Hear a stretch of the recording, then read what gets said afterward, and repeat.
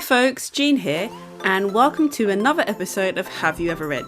If you are a regular listener of the show, today's episode is likely to take you all the way out of your comfort zone. Today's episode is about politics. Bear with me, I'm not talking about red versus blue or green or orange or whatever colour your local or national political party represents. I'm talking about the type of politics, or some may say social action, justice or entrepreneurship, that sees us as Christians become the hands and feet of our Father on the earth He created.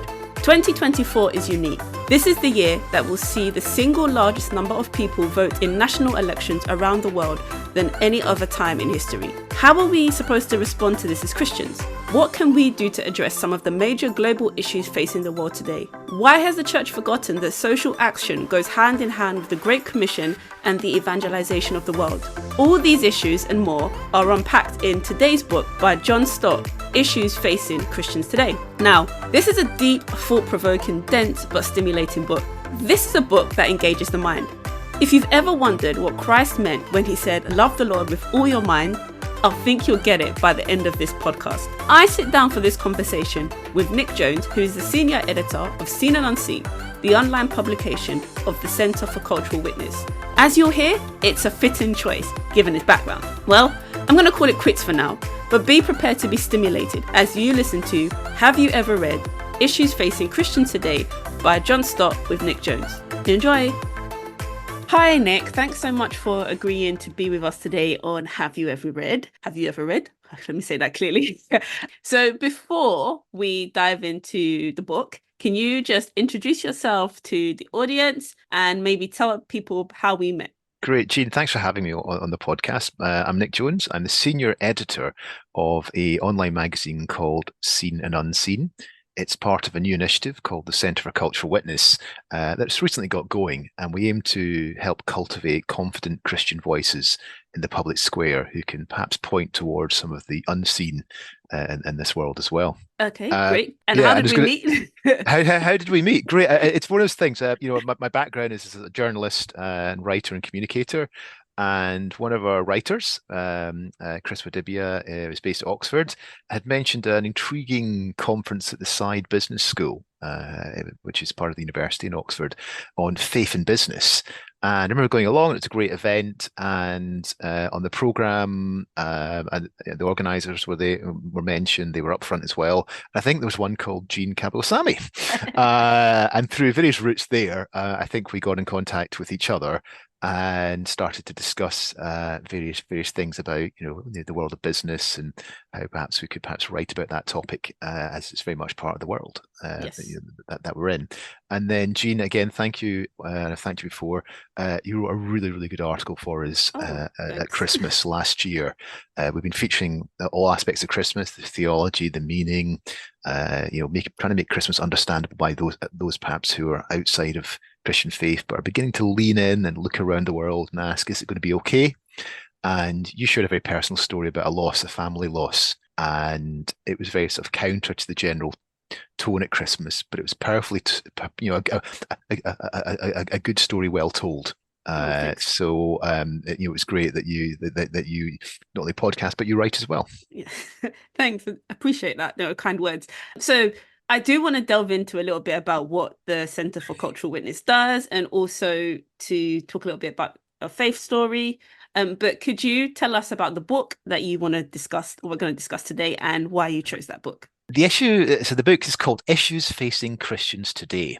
And the today it mentions was back in, and if I'm flicking to the front, the first edition, I reckon sometime in the mid-80s, 1984. Yeah. And it's by an author called John Stott, who was an Anglican vicar, minister at the All Souls Church in central London, but who also was quite a thinker, as well in his time.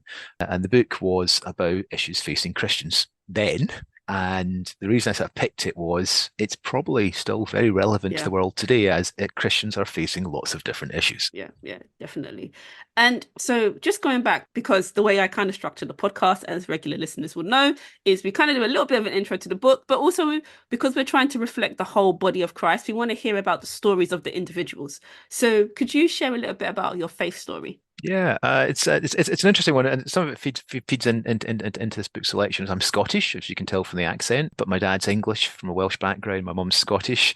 We lived in a new town, which back then were new, but they were basically thousands and thousands of families put together in the brave new world. Some of it perhaps too brave and too architecturally adventurous. Some of it fantastic. We went to schools that had swimming pools. We had play parks. Housing didn't leak.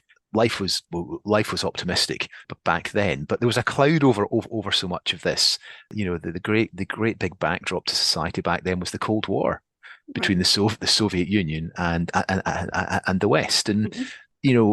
it's something I think for today's generation to understand. It felt apocalyptic. It felt a Right. bit like the climate crisis. The world might end, but it Hmm. felt like it could end next minute thanks to a nuclear missile landing Wow. on that. So that was a big issue. Hmm. Politics at the geopolitical level, war, peace were fantastic big issues. I grew up in a family that went to a Baptist church after they grew up. My parents grew up in the Exclusive Brethren, which was a group of Christians who very sincere, but very much felt they were not of the world. Hmm. Did not take part, did not stand in elections, did not vote. My grandfather was people in the family were pacifists. Okay. Wow. Their brothers and sisters fought and died in wars, but some of them Hmm. chose to be pacifists Yeah. as well. So it was a strange of principled but not political. And as a kid, I remember my dad signed up for I think you might call it a Christian mission generically, Hmm. but it was called Keston College. And what it did was it documented and gathered information about Christians being persecuted in the Soviet Union. These were Baptists that didn't, they refused to sort of register their church, Christians serving the military that refused to carry out certain duties. And this was both a sort of highly emotional story. Yeah. There are Christians that were, died for their faith, made to stand out in the cold and in prison. And interestingly, the Alexander Navalny story recently brought back very strong memories of some of the conditions and torture and abuse that is perhaps standard Russian state Yeah. bad behavior, Yeah. um, as it were. And I was aware of this, and that's wrong. That's wrong. Hmm. So as you get to high school, you start to notice things in the world. The news is happening. We all watched the news then. Yeah. Society would talk about the same things. Amnesty International was a very popular charity. There were local groups supporting prisoners of conscience, and so that kind of always fit. That need for freedom of belief always resonated with me. And it was quite academic. I Hmm. wasn't a Christian, but I was in a Christian family. Yeah. But hanging out Did with you my go to great church? Yes, yeah, yeah. Okay. Okay. And you would have mission speakers who were, telling stories of the hard life Hmm. and encounters that they have as well. But it just felt, this was wrong. What was happening to fellow believers with the same brand, the same, Yeah. Baptists. That the connection was there. And I became a Christian when I was about 16 through a great bunch of friends. Okay. And even before that, we would argue about all sorts of things, not just religion and Christianity, but also, politics and Hmm. life. And it was back to that fear of annihilation. My friends had CND badges. Do you know what CND stands for? No, I don't. Campaign for Campaign for Nuclear Disarmament. It's the peace Ah, trident, the okay. peace badge. Right. And back then, it was a strong political movement. People marched. Pop stars supported it. It was worn with sort of serious intent by friends and by teachers. And we had a class at school called Modern Studies. You probably call Hmm. it politics or civics in America. And we studied all the big issues, politics and society. And this was under a shadow. And near Glasgow, where I grew up, we were less than 40 miles away from the British nuclear deterrent naval base. Yeah. Yeah. Boats, submarines that were being loaded with nuclear missiles. You could Yeah. see the bunkers in the hillside. And, kids being morbid. What happens if a nuclear missile lands in that? Uh, War, destruction, and interesting in society. It's interesting how that fear manifests yeah. itself, and it's the fallout cloud. Where would the wind blow? Yeah. And there was a famous book by Raymond Briggs, the illustrator, about when the wind blows, will it blow the nuclear that waste, the fallout across our houses, and people took it incredibly seriously. Friends' dads had plans for bunkers and Right. survive to escape this threat. Others are more like, well, we're all dead. So this world of a potential apocalypse weighed heavy on all of us. So what then? So you mentioned that you were 16, it was a group of friends. Were they Baptist as well? All sorts. Church of Okay. Scotland, Presbyterian, Okay. some Open Brethren, some independent evangelical churches, and just a good bunch of friends that rolled around and discussed, chatted, played together, Okay. studied together, Do you, and I was just gonna they were just a good good group of what friends. good friends should be. So do you remember what it was about the gospel that changed it for you? Because you said you'd grown up in a Christian Yeah, home. So what was it? Was it their friendship? Was it the debates? Do you remember what exactly put yeah. that turned you for you? We used to go to a group called Christian Endeavour. It's a youth group at another church, and the leaders were wonderful, patient, kind, enthusiastic, funny, challenging. They saw the potential in children, both sort of spiritual and general in life, and they organised those fantastic activities. And I remember one. It was about being ambassadors for Christ, Hmm. and you were split into two groups, and you had to be sent to the other team, the other country to negotiate. You were given your orders, and it was about how to sort of keep your faith without being pressurized on that one. And that appealed to me as politics. But you Yeah. realized there were some things worth believing and fighting for or arguing for. But in the end, it came down to the grace, Right. the love, that absolute, sacrifice of Jesus and the love and what that meant, and then you see the behavior in Christians as a result. Hmm. So I think that was what really sort of made me decide. Wow. Interesting. So then going further, how do you think that your upbringing related into how you moved into the Center for Cultural Witness? Because as you said, it's talking of it, the aim is to kind of be a better witness to the world. Well, it sowed seeds. Back to that classroom for modern studies. You couldn't escape the conversations. In the charts, you had Frankie Goes to Hollywood singing Two Tribes Go to War with Yeah. Reagan and Gorbachev, actors dressed up as them punching each other. Sting, had a song, I Hope the Russians Love Their Children's Too. Fashion, Vivienne Westwood was going to number 10 with a No to Nuclear Missiles t-shirt. Christians were marching to peace camp. I was arguing with my friends about deterrence. I was Hmm. probably, because I had this dislike of the Soviet system Yeah. for what they were doing, I was like, they can't win, and so I was probably the only person in the class who was like pro nuclear weapons, Hmm. because of deterrence, Hmm. on that. So we discussed and we argued, and it was just normal for us to be aware of our culture. Yeah. We probably couldn't escape from it, whether we liked Yeah. it or not, So it weighed heavy on us, and we thought about it, and some of us prayed about it, others argued, some became very political, some studied politics at university. That was very much the norm for us. So it was a febrile time, and it just really then leads you into other debates about economics, and it was the time of Thatcherism, massive economic change, particularly in Scotland. People's lives were being changed by forces around them. So that makes you fantastically culturally aware. And so through my life, I'm interested in sort of reading, love reading. I read the newspapers every single day. I watched all the news. I was a news junkie. Yeah. I have a school notebook from primary school from 1976, and my school news is not whether the dog ate something or the cat, slept in my bed. It was the Gerald Ford and Jimmy Carter election results, which I obviously just watched the news, consumed, and spat out verbatim. Wow. I think I even drew an election scoreboard Okay. for it. So that's the type of kid I was. So despite that, I didn't study that at university, but I was very involved in student politics and debating and media, and worked in a student newspaper and ended up managing that. And that led to a career in journalism and communications. Okay. So yeah, that's kind of how the continuity How through to the beginning of my career. interesting. And it really explains why you've chosen this book, because sitting in this, it really all makes sense now, because I'm coming from a evangelical background where most of my life it's been about the gospel as the Great Commission, right? That it's all about salvation of souls. And yes, there are a few people who are called to politics, but really our main desire and aim and focus should be on the evangelism of the world. Mm, mhm. So reading this book really changed that perception for me. So I think that was my major takeaway. Do you want to maybe explain your major takeaway from the Well, book? I think you've really put your finger on something, because John Stott, who wrote it, was a evangelical Anglican vicar, Yeah. and I was looking at his Wikipedia page, this book isn't mentioned.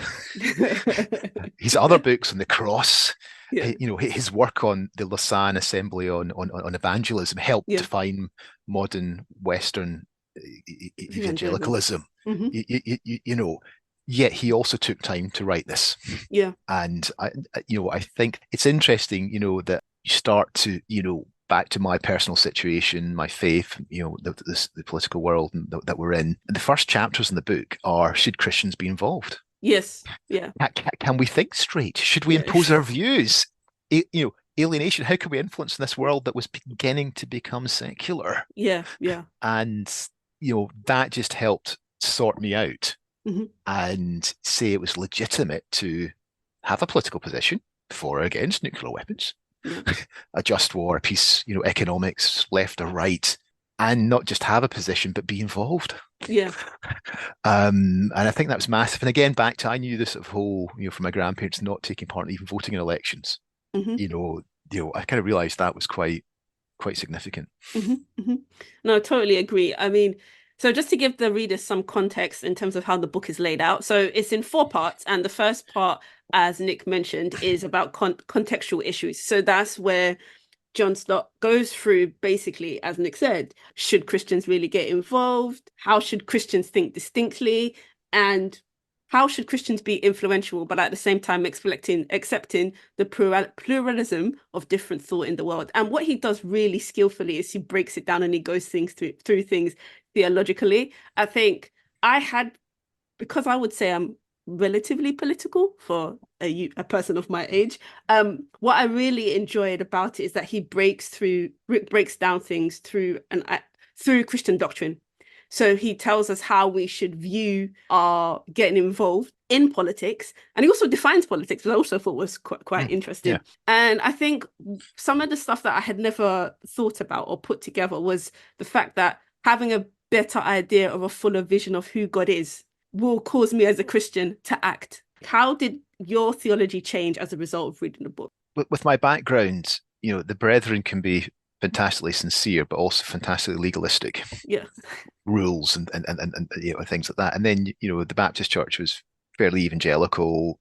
There are aspects of our worship, evangelical worship that can be very much in the moment or escaping the world and like that one. So I think that rootedness, where are you coming from, where the world, that context, you called that first section about the contextual issues. Yeah.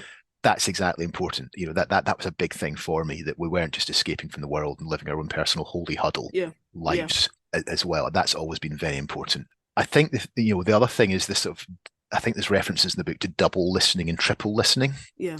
Listen to the word, listen to the world, and listen to each other. Yeah. And that one in particular, given we're in an age of the media, the digital media allows us to talk to everyone ourselves. Shut up and listen. It's probably the best advice you can take through. So I found that fantastically underpinning in a foundational sense, going to university, for engaging in the world of work as well. And it's really interesting. One of Stott's other legacies is he set up the London Institute of Contemporary Christianity, right, which still goes today. But about that, you're taking part in the workplace, bring your faith, and Mark Green, the director, wrote a great book, Thank God It's Monday. It's not about Sunday. Wow. It's about taking your faith into the workplace, and likewise taking your faith into your politics and your beliefs, yeah. and things like that. So that's some of the big changes.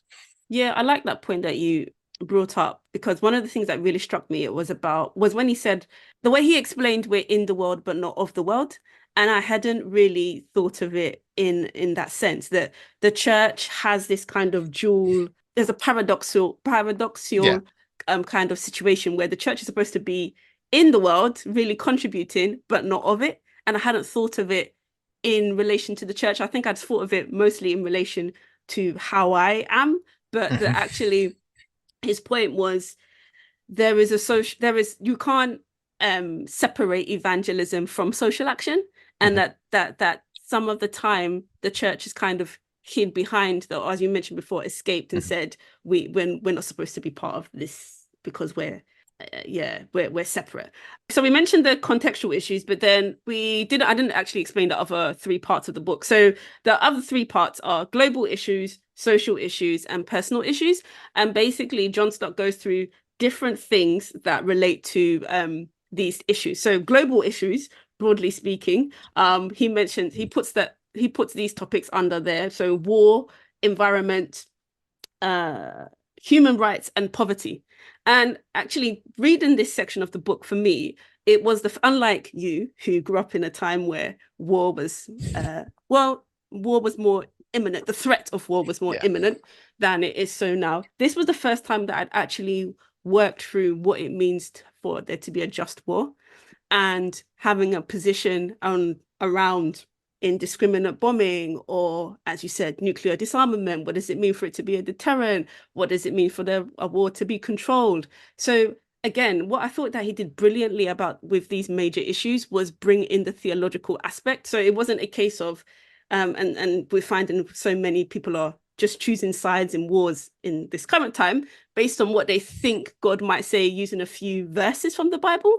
And what I think I took away from there was having a holistic theological approach to some of these major issues. Another one that really touched me was around the environment, which I'm not a climate change denier, as it were, but I'm also not a freedom fighter for the climate. But I think reading this book, I went away thinking, I haven't bought a car yet. And I was seriously considering should I or should I not buy a car? I'm a Londoner. I don't necessarily need a car. And there's a stat that he mentioned where he said that people from the UK use 30 times more energy than people from Bangladesh. So that really made me think about waste and greed and gluttony, like things I hadn't really thought about in relation to these major world issues. So did you come across anything that maybe changed your behavior as you've read Um, this? yeah, I think you absolutely nail it there with, he helps us think theologically. And just going back to my current job with the centre, we want to take the best of theology out of 100,000 word books Mm-hmm. that are probably read by written by theologians for other theologians, Yeah. and help people apply it to the world. And that's what John Stott role modelled. And that thinking, for example, with the environmental discussions, you know, um, ecological debate, I think he calls it at one Mm-hmm. point. He was spotting on the money. He was 30 years ahead of common culture on this, you know, move towards understanding the environment and the consequences of our wasteful behaviors. On that, and again, giving a not just it's a bad thing to do, but Yeah. giving a very, very good reason. It is God's creation and we are stewards. Yeah. Yeah. Yeah. And that sort of, unveiling those unseen angles is really important. Of those ones, I think he scores really well. I mean, interestingly, with the nuclear threat and war, very topical. It's come back. We're Yeah. thinking about just war for the first time in 20, 30 years. Yeah. Yeah. Um, the environment, as I said, he's on the money on that one. The section on poverty or north-south economic inequalities, I don't know if I can prove it directly, but you had some massive changes in society about Mm-hmm. 10, 15 years later. The whole Jubilee 2000 campaign to cancel Yeah. third world debt, that, the development, 0.7% of GDP going towards development. A lot of Christian campaigners were involved in making that happen from Yeah. Bono downwards. And, as a legacy, I think that's quite a strong one. And even with human rights and that discussion about human worth, all these current culture war debates, about identity, Mm-hmm. are often seen through a rights framework. So Yeah. again, he was looking at that, and again, human rights often, are often inspired by Christian values. When you do the archaeology, on it. So, we are still actively involved in these topics. But I'd probably say the nuclear one at the time was very helpful. Yeah. But in terms of the legacy and that's of economic inequalities, poverty. Mm-hmm. I've just edited an article on the Sustainable Development Goals Right. that'll go live in a couple of days. Yeah. It's still topical. We still need to think it through. Yeah, no, you're right, because even as I read it, it's something that we had like they come up a lot in business school, as I did the MBA.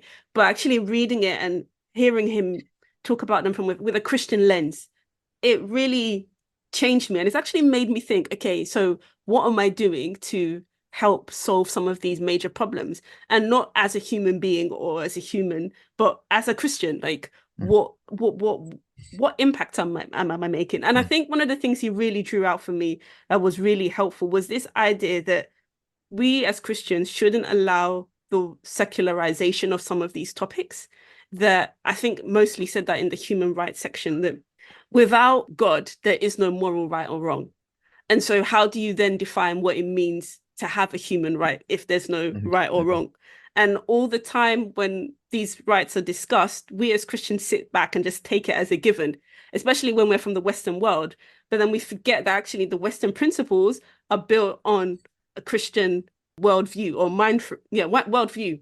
And so it's always just to kind of, even when I'm engaging with these topics, to always bring up that the Christian lens, I guess. Yeah, and it's again, just going back to the day job with the Centre for Cultural Witness. There's a Mhm. lovely quote from C.S. Lewis that Bishop Graham Tomlin, our founder, uses. I can't quite remember. Basically, the proof of Christ and Christianity is the light he sheds in the world that allows us to see more clearly. Wow. We're not perhaps he's behind us shedding that's showing the light, and we're seeing ahead. Hmm. We can't see him, but we know his impact and presence Yeah, yeah. on it. The human rights one is really fascinating because the topic of dignity Hmm. and Yeah, worth, and we are all yeah, made in God's image, underpicks so much. There's another chapter on what Stott calls the multiracial dream. yeah. Multiculturalism. I guess that term's morphed into, and Galatians chapter 3 verse 23, neither Jew nor Greek, Hmm. and that we are all made in the image of God. The Catholic teaching on on that influences so much, and it's as we search for identity Yeah, currently in all the different ways and label each other by identities. I think that's increasingly important for society, and not just in the personal identity and yeah, that side of things. I think in the world of work, and again, Stott's got a chapter on work and yeah, unemployment. As AI radically transforms everything, we get a lot of our dignity from what we do. yeah, It defines who we are. There's going to be a really big change coming up, yeah. and there's a very strong trend of thought in the Catholic social teaching around about dignity, Hmm. and something a lot of unions fought for recognition of work in Victorian times, and it's quite quaint. Stott's got a chapter called industrial relations, Yes. which is probably the Yeah. most 1970s phrase ever. I think um I've got the most recent edition. I think yeah, that yeah. chapter is now called Business Relationships. Interesting Yeah. enough, but back to this exchange of value between workers and the business. You know that's I guess that's suddenly relevant again with Yeah. AI, and the attention economy we live in, and the power of the algorithm to harvest our attention. Yeah, they actually added another chapter, not written by Scott because I think he had passed by the time Yeah, yeah, this came out, called The New Biotechnology. So yeah. it's really up to date. And you're right. I mean, it's really interesting to see. Somebody would, I guess, looking at it from an evangelical wing or Mhm, lens, I'd probably say this book is quite prophetic in mhm. that it actually is so relevant now. The thing, I mean, moving on to as I talk about this, thinking about this, like the challenges with reading the book, apart from the fact that there's a lot in it, one of the things that is a bit problematic is the dates are a bit old, right? Because They're historic. They were vaguely relevant from at my time, but you look yeah. back now and he's quoting studies from the 60s and the 70s. Yeah. Whoa. So in this edition that I'm reading, I think it's the fifth edition or Yeah. it's the fourth edition. Mm, Yeah, fourth edition, published in 2006. mm. So it doesn't take into account the recent developments in Iraq or Afghanistan. Yeah. But leaving those historical facts aside, the rest of the content is so relevant, it's Mm, unbelievable. I mean, the stuff that he's talking about gender studies, about marriage and divorce, we have abortion and mhm. euthanasia, and then same-sex relationships. So all stuff that Christians around the world are currently Yeah. grappling with. And I just find that so interesting. And I find it interesting that it's a book so political, but at the same time, you can see or feel the influence of the Holy Spirit throughout it. Because some of the stuff he's saying, he can only become from the Holy Spirit. Yeah, yeah, exactly, and it's just so foundational. Yeah, And I don't know whether when you were studying, you often that course you're meant to be paying a bit attention to, and you've maybe not paid as much attention, yeah. and then you go. In my day, you went to the library, uh, We and still this, do that. I still do the, that. you find a book that saves you. It's all there in one thing, Yeah, and it shows you which way is up. Yeah. and which way's forward. It Yeah. orientates you, and suddenly the subject's opened up. So, Yeah. I think it is quite, prophetic's a great word to use about it. Yeah. And he is revered and enjoy, still, he influenced a lot of people, Hmm. a lot of stories that, that come back to him, on so many different levels. And just I mentioned briefly some of the challenges. Do you think there's anything that somebody reading this book would find challenging? Maybe someone from a different denomination, or where they would maybe think, I don't really agree with that, or this is Well, off. I think Stott had a humility and grace, so hopefully it's not too polemic. Hmm. He is literally a dead white man, Yeah. and there are Yeah. there are ways of analyzing that and looking for power structures. But I think the way he constructs a chapter, he will read around an issue, he will quote academics and theologians, various sides. So you may not agree with everything he's saying, but you Mm. are being taken through the issues and taught to think. And I think that's really important. And at Yeah. least people, there's an old technique in sort of argument and debate about in order to be an effective opponent, you need to understand your opponent's debate so well that you can make the case for them. Yeah. So if someone that wasn't a Christian, that did not agree with the Christian worldview, they would read this and they would understand us better. Hmm. Hmm. They may not still agree with us, but they would understand where we're coming from, what motivates us, and why we take, why these positions are taken. Yeah. So I think that would be the way of doing it. Looking at it, it's interesting. You mentioned, Iraq and some of the developments of post 2006, and I was trying to think of what things did he miss out on. You Hmm. mentioned the biotech there, um, terrorism, Yeah. and particularly religiously inspired terrorism, Okay. as well, extremism. Um, So sorry but to interrupt you, Nick, but I think he does in this there's it. in the fourth edition. He Uh, does actually talk oh, about okay. Oh, terrorism. yeah. I'll take that one. So in secular political studies, that's been the big thing in the last 30 years. Yeah. So okay, see, he's good. I told you. Yeah. And he goes into all types of terrorism, not just what the focus in the UK or in the West Mm, is Islamist terrorism, but he mhm, does mention that there has been some Christian terrorism, mhm. and yeah, looks at it through those lenses. Yeah, so it's really good. He's good. He's good. Yeah, he's good. But though, I would say I made a mistake when I was reading Mm, this book, and I said it to you earlier. Normally when I come into the podcast, I read the whole book because, and when I'm speaking to a guest, because I want it to be authentic, right? yeah, yeah, yeah. But the mistake I made with this book is actually I don't think this is a type of book that you can read page to page, cover to cover. I No, feel no. it's more an anthology type book where Mhm. if you have an issue around, you want to understand same-sex relationships and a Christian viewpoint on it, you pick up the book and you just find the chapter. So I would say if you're not somebody who is familiar with deep academic or theological arguments, you may need to kind of take your time with it. It's not Yeah. something that you can read in a night, basically. No, no, no. I don't think I ever read it in a night. It's more of a textbook, Yeah, or yeah, yeah. reference book. It's a reference book, yeah. Yeah, exactly. And but the point is, you will take it off the bookshelf every couple of years. Yeah, yeah. Think, oh right, yeah. Well, wonder how that would work. So I think more it's more frequently actually nowadays. and interestingly, just on that sort of accessibility angle, at the London Institute of Contemporary Christianity, I think it was back in 21, they did a series of podcasts of revisiting the book Okay. as well. So that might be a way for folks to, if they want to sort of sample it or get into it that way as well. I think they did four Okay, that's good. podcasts about that.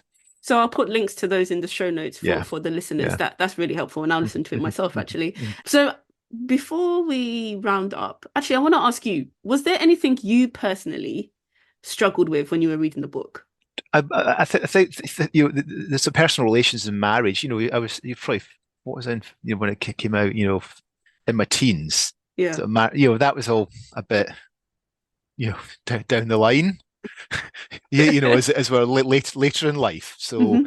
I was loving the chapters on the global issues. Hmm. I wasn't working, so industrial relations, business, that was all hypothetical. Okay. It's not a context that I'd experience of aside from just watching the news. So Okay. I guess those were perhaps the less well thumbed chapters of the book. Okay. Okay. So I didn't realize this is what you meant, that you actually first read this when you were a teenager. Yeah, yeah, Oh yeah, wow. Wow. yeah. That's I really remember good. sort of going out into this, my goodness, a Christian's written a book about politics. Grab with both hands.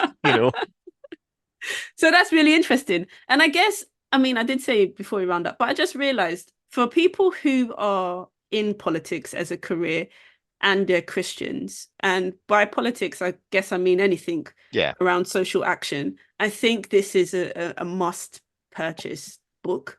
I would say one of the things that he said that was really helpful and insightful to me was that we as Christians, I guess maybe was referring mostly to the church, should be led by principles and not just politics, and not programs that uh, entice division. And I think, My goodness. I mean, th those are prophetic words for today yeah, with social media. I mean, he was on the money. yeah, yes.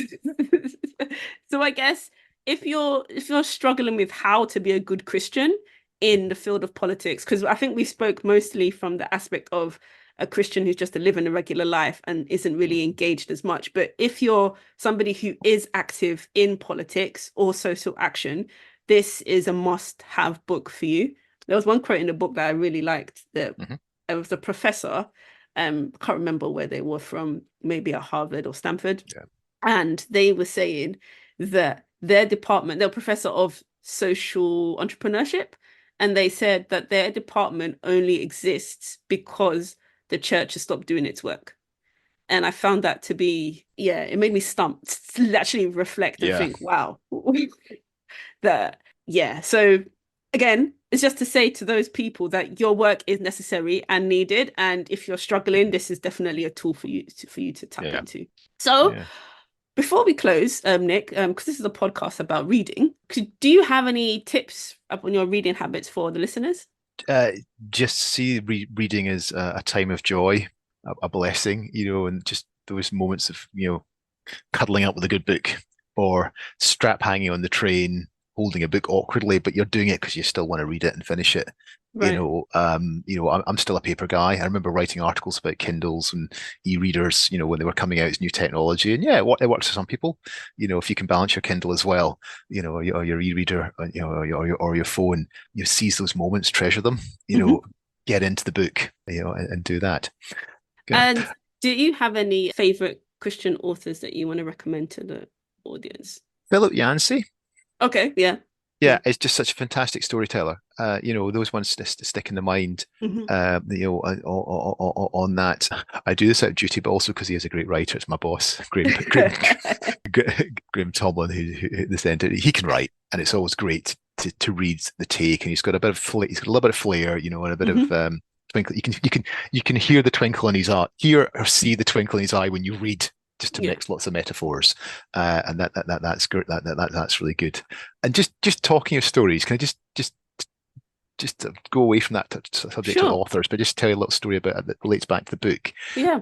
In the acknowledgements in the book, John Stott thanks someone called Martin, Hmm. who was one of his research associates Hmm. in the book, and Martin helped start the London Institute of Contemporary Christianity with John Stott. Yeah.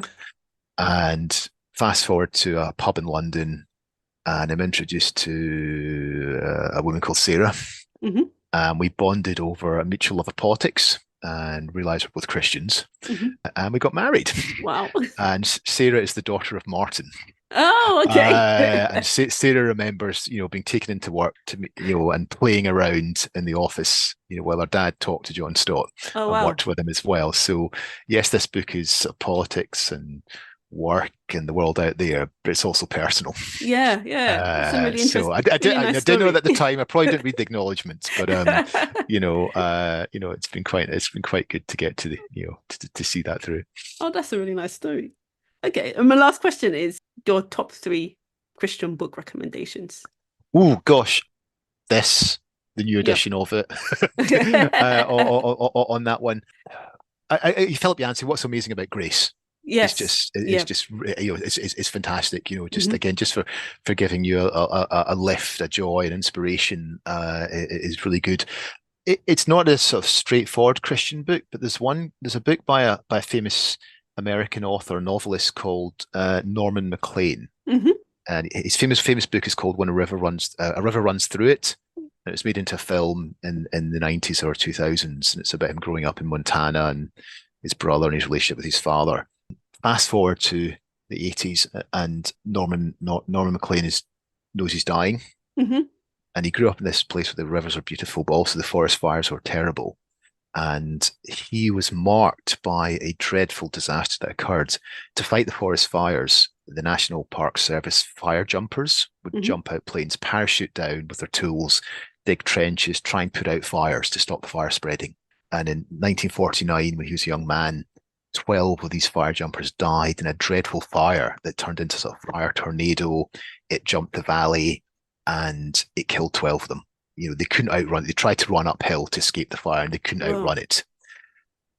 And, at the age of 80 something, he goes back to the site of this disaster and meditates and contemplates the death of these young men. It's him remembering his youth. There's 12 white crosses. And, he starts to meditate on Golgotha Hmm. Oh, and wow. the crucifixion Yeah. and the story. And he also goes into the science of fire. How did this, fire behave? The physics. Why could they never beat it? Yeah. And he writes because he's such a good writer. He just writes beautifully. You wouldn't Right. think you're reading a description of fire science. you know, he doesn't use that many equations. But he writes beautifully, and there is a pinnacle in the book, a sort of moment that's perhaps like Mozart's Requiem. The Hmm. finale, the music, and he describes the wise old leader of the group, who basically knelt down, lit a match, set fire to the area around him. He Yeah. walked into the fire and he saved his life Oh, wow. because the fire that he set burnt his skin, but it consumed the oxygen. So Oh. when the firestorm raced to him and past him, there was nothing for it to burn. Oh. And that was a lower temperature, and that was enough for him to survive. Okay. But just that such, but just the imagery of Christ's sacrifice. Yeah. Yeah. It comes through in so many different levels in that book. So that's a book I probably reread every decade. Okay. What's it called again? Young Men in Fire, Young Men and Norman Fire. Maclean. Okay. So Great. as a meditation on sort of sacrifice, Hmm. it's fantastic. Wow. That sounds really deep. Great. So I'll put all those books on the show notes and on my website. And so before we sign off, Nick, so you mentioned the Centre for Cultural Witness and you've mentioned Seen and Unseen. How can the listeners get in contact with you, find out Great. more about both things? Yeah, www.seenandunseen.com for the magazine website. We have podcasts re-enchanting, Hmm. Seen and Unseen Aloud, which is the articles narrated. We have links to those from the site.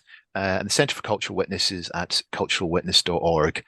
We'd love people to read, discuss, share the articles, and get in touch, as well if it's helped inspire them. Brilliant, brilliant, brilliant. And I'll put all those links in the show notes and on my website. So thanks again so much for your time, Nick. It's been great. And I guess we'll speak soon.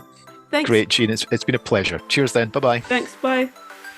Well, I hope that's given you food for thought and made you consider not only reading the book, but also how you can be the Lord's hands and feet in the challenges we all face today. As ever, the links to all the books Nick recommended and to issues facing Christians today will be in the show notes and on my website, which is www.jeankabasomi.com/podcast. That's